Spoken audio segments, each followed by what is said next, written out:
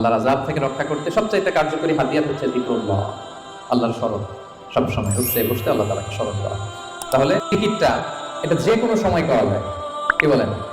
যে কোনো সময় করা যায়, যে কোনো পরিস্থিতিতে করা যায়, ইন এনি সিচুয়েশন, যেখানে থাকেন করা যায়।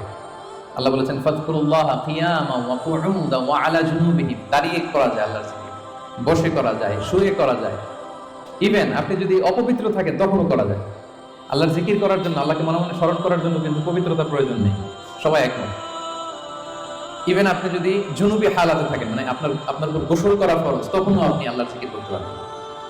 ইভেন আমাদের বোনদের যখন পিরিয়ড চলে তখনও তারা আল্লাহর জিকিরগুলো করতে পারে, তাসবিহগুলো করতে পারে, তাহলিলগুলো করতে পারে। সুবহানাল্লাহ।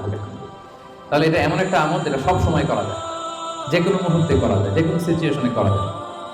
এই জন্য আমরা যেন নিজেদেরকে আল্লাহর জিকিরের সাথে জুড়ে রাখি, সম্পৃক্ত করে রাখি, সবসময় আমাদের জিহ্বা যেন আল্লাহর জিকির দিয়ে আমরা সিক্ত রাখি।